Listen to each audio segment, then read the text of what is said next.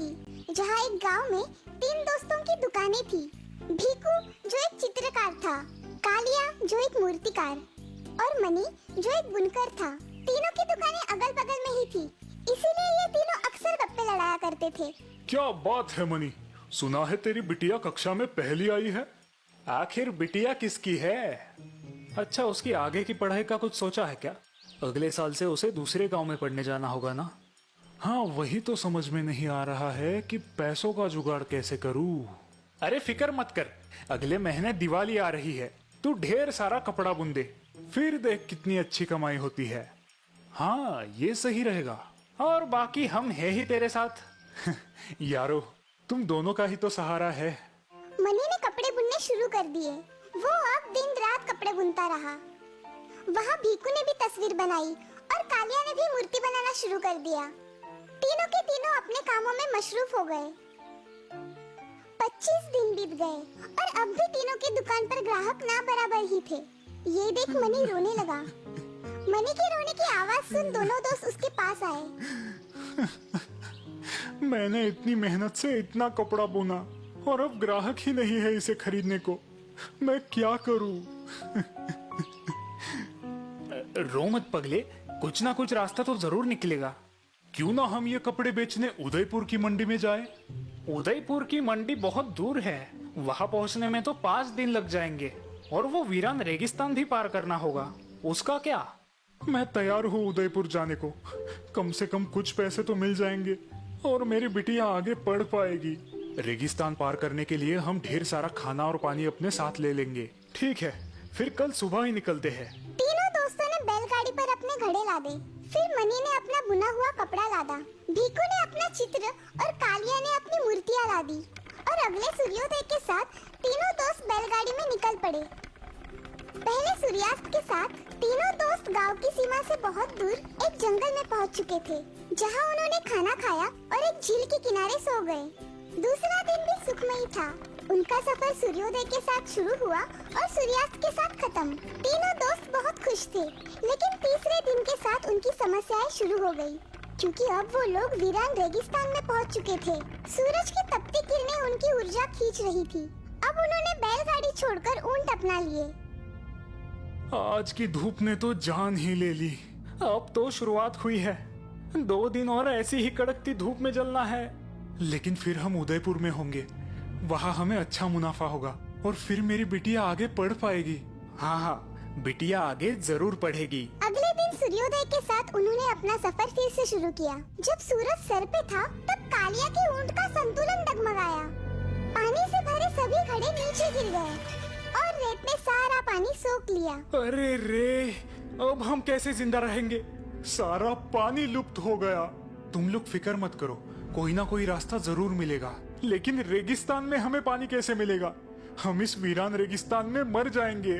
नहीं, ऐसा कुछ नहीं होगा, मेरा भरोसा करो और आगे बढ़ो, कुछ ना कुछ जरूर होगा।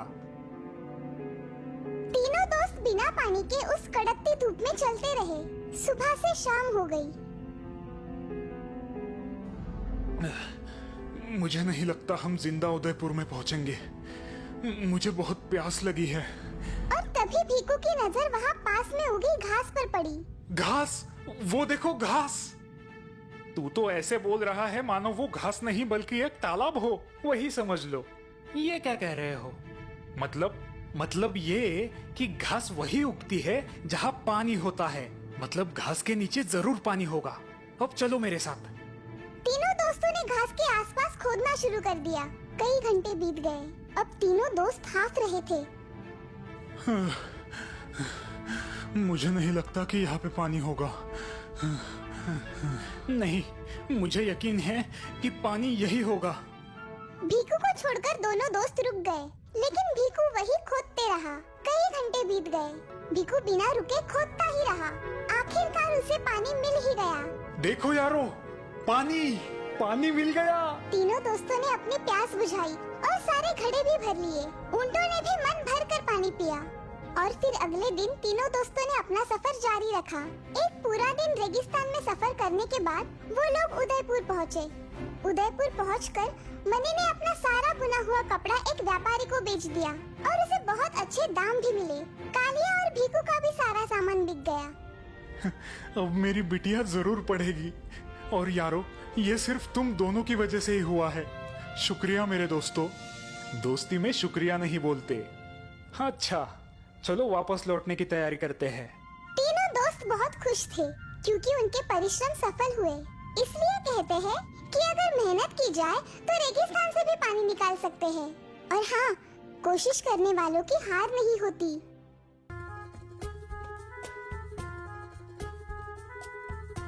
बहुत साल पुरानी बात है।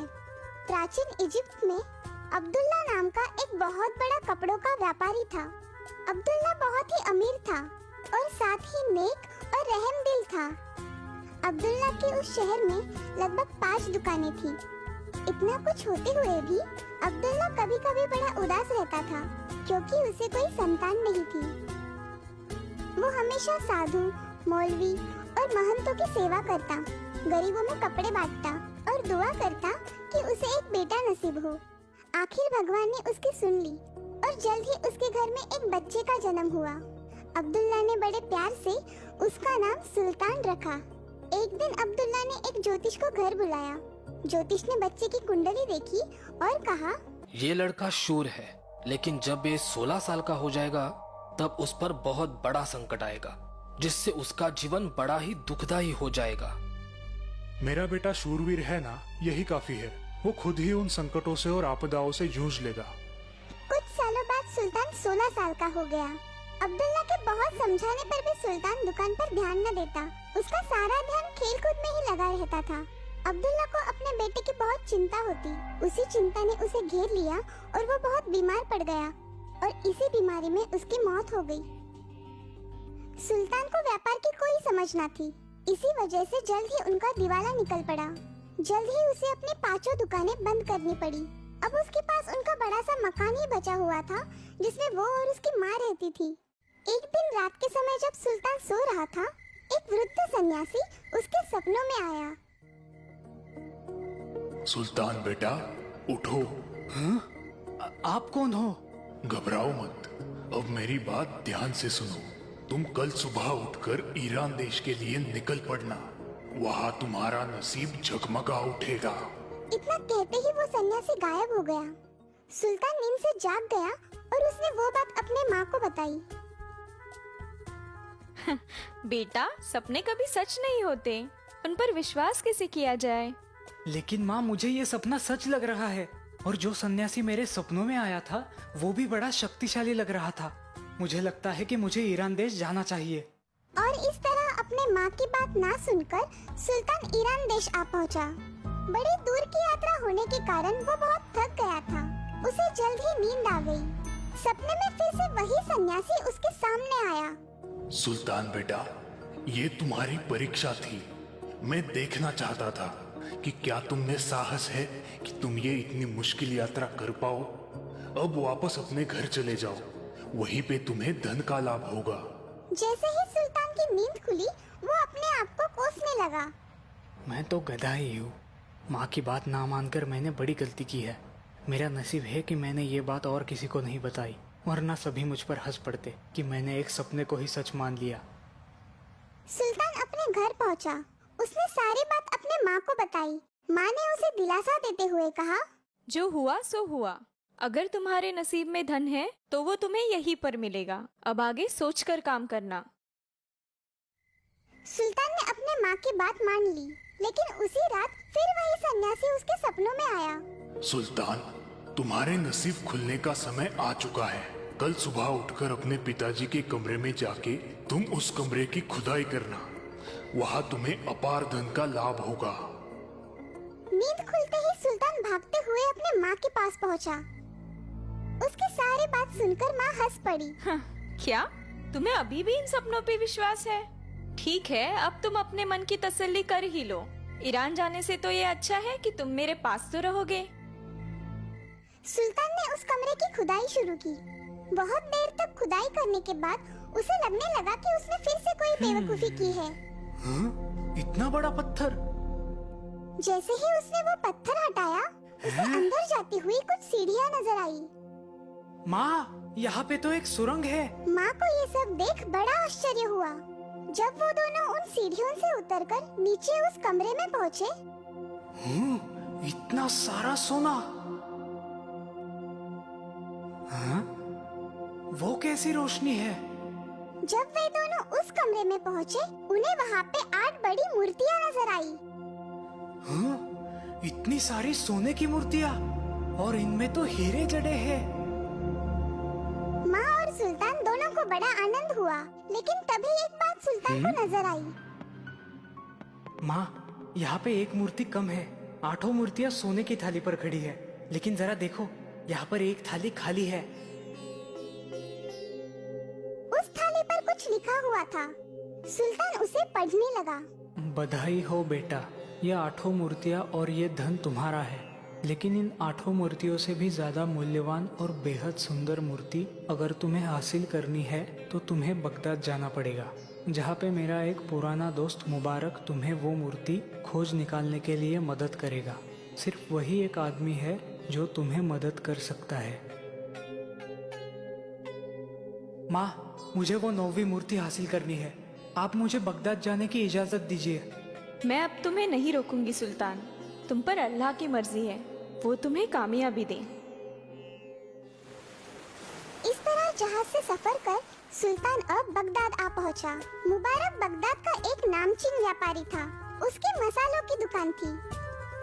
जब सुल्तान ने मुबारक को सारी बात बताई, तब मुबारक ने सुल्तान को गले लगाते हुए कहा, मुझे यकीन था कि एक ना एक दिन तुम मेरे पास जरूर आओगे। तुम बड़े ही होनहार और काबिल बेटे हो। मैं तुम्हें वो 9वीं मूर्ति ढूंढने में जरूर मदद करूंगा। हम कल ही उस मूर्ति की खोज के लिए निकल पड़ेंगे। दूसरे दिन ऊंटों पे सामान लाद के वो दोनों निकल पड़े। शहर से थोड़ा दूर जाते ही उन्हें एक जंगल लगा। अब यहाँ से हमें पैदल जाना पड़ेगा।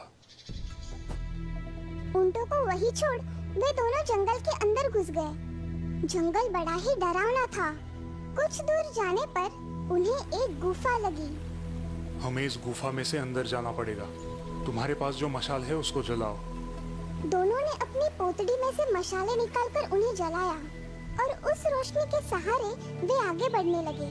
उस गुफा के अंदर एक तालाब था। तालाब के किनारे पर एक छोटी सी नाव बंधी हुई थी। अपनी मशाल बुझाओ और जब तक इस नाव में से हम ये तालाब पार नहीं करते, अपने मुंह में से एक भी शब्द मत निकालना, क्योंकि इस तालाब में पिशाच रहते हैं। अगर तुमने आवाज की तो वो तुम्हें निगल लेंगे।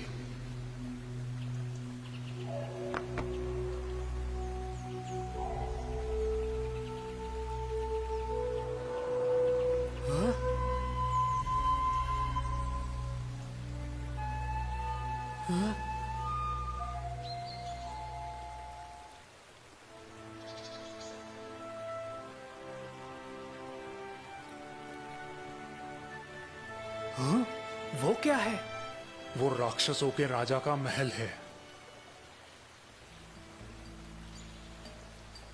अब हमें आगे नहीं जाना चाहिए, नहीं तो ये राक्षस हमें मार डालेंगे। फिर मुबारक कुछ मंत्र पुटपुटाने लगा और एक बड़ा सा घेरा उसने जमीन पर खींचा।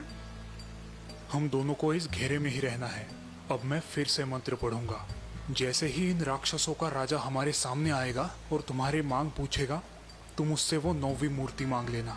लेकिन याद रखना, गलती से भी इस घेरे के बाहर कदम ना रखना, वरना तुम जल के राख हो जाओगे। ऐसा कहकर वो फिर से मंत्र पढ़ने लगा।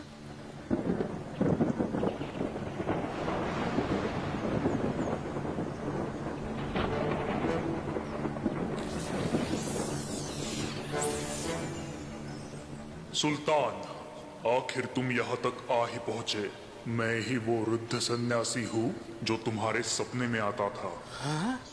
मैंने ही तुम्हारे पिताजी को भी मदद की थी और तुम्हें भी करना चाहूंगा, लेकिन इसके बदले में तुम्हें मेरा एक काम करना पड़ेगा। जी हाँ हुजूर, आप जो भी कहोगे मैं करूँगा, लेकिन वो 9वीं मूर्ति आप मुझे दिलवा दीजिए। जरूर जरूर, लेकिन उस 9वीं मूर्ति के बदले तुम्हें मेरे लिए एक बड़ी ही खूबसूरत लड़की लानी पड़ेगी, जिससे मैं शादी कर सकूं। लेकिन याद रखना, वो लड़की ना कि सिर्फ खूबसूरत होनी चाहिए, बल्कि मन की सच्ची, दयालु और निष्कपट भी होनी चाहिए। हुजूर, मैं ऐसी लड़की तो ढूंढ लूं जो खूबसूरत है, मगर उसके दूसरे गुण मैं कैसे जान पाऊंगा? मुझे ये कैसे समझ आएगा कि वो मन की सच्ची और निष्कपट है? मैं तुम्हें एक आईना देता हूँ, जिसमें झांकते ही वो आईना हंसने लगे तो जान लेना कि वही लड़की निष्कपट और मन की सच्ची है। तुम उसे मेरे पास ले आना, उसमें गलती मत करना, वरना मैं तुम्हारा सारा धन छीन लूंगा। ऐसा कहकर एक बड़ा ही खूबसूरत सा आईना उसने सुल्तान को भेंट दे दिया। फिर मुबारक और सुल्तान नाव में से वापस आए। सुल्तान अब सोच में पड़ गया कि आखिर ऐसी लड़की उसे कहाँ मिलेगी। सुल्तान, तुम्हारी उलझन का हल मेरे पास है। बगदाद शहर में एक से बढ़कर एक बड़ी खूबसूरत लड़कियां हैं। हम ऐलान करके हमारे महल पर उन लड़कियों के लिए एक बड़ी दावत रखेंगे और एक एक कर उन सभी लड़कियों को उस आईने के सामने लाएंगे।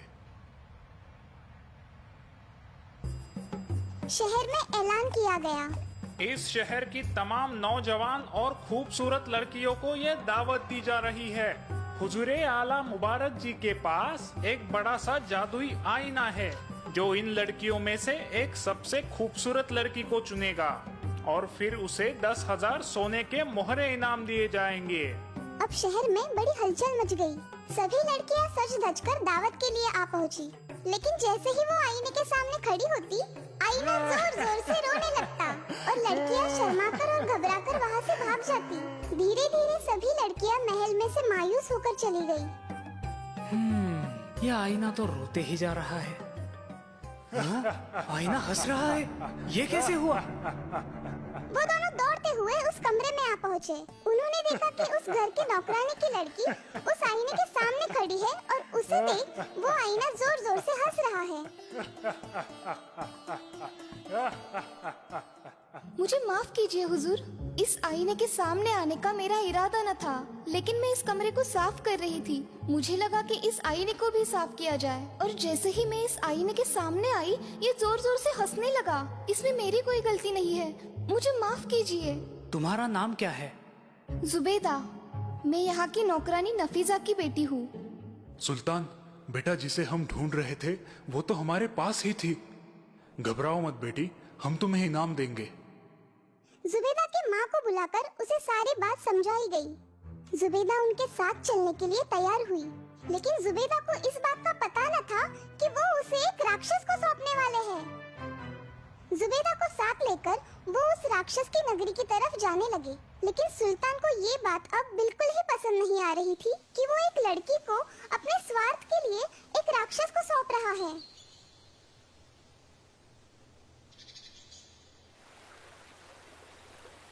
तुम बड़े ही परेशान दिखाई दे रहे हो। चाचा जान, ये लड़की बड़ी ही भोली और नेक है। क्या उसको राक्षस को सौंपना ठीक रहेगा?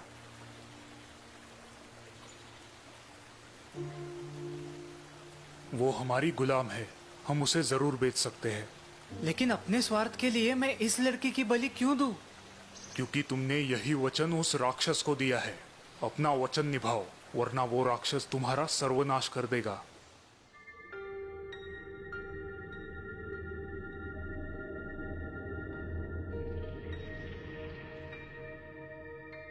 सुल्तान को ये बात सहन न हो पाई और वो रोने लगा। जब जुबेदा को इस बात का पता चला, तब उसने सुल्तान को समझाया कि इसमें उनकी कोई गलती नहीं है और वो खुद उस राक्षस से शादी करने के लिए तैयार है।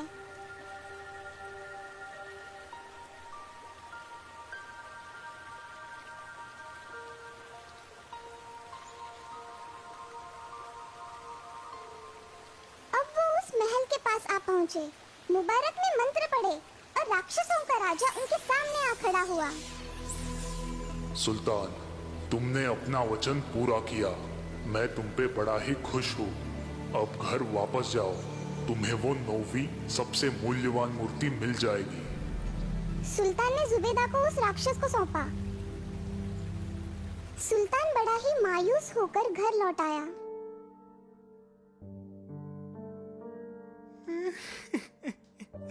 क्या हुआ बेटा, तुम खुश नहीं हो? सुल्तान ने उसे सारी बात बताई। क्या तुम जुबेदा से प्यार करने लगे थे? हाँ, शायद, क्योंकि वो बड़ी ही नेक और मन की सच्ची थी। जो हुआ उसे बदला नहीं जा सकता, लेकिन एक बात हो सकती है। राक्षस ने कहा था कि वो 9वीं मूर्ति तुम्हें मिल जाएगी। तो अब हम नीचे जाके देखते हैं कि क्या उसने अपना वचन निभाया है, और अगर उसने अपना वचन निभाया होगा तो हम वो मूर्ति उसे वापस कर देंगे और उसके बदले में हम उस लड़की को उससे छुड़ा लेंगे। सुल्तान को ये बात पसंद आई। वो दोनों नीचे उस कमरे में पहुँचे।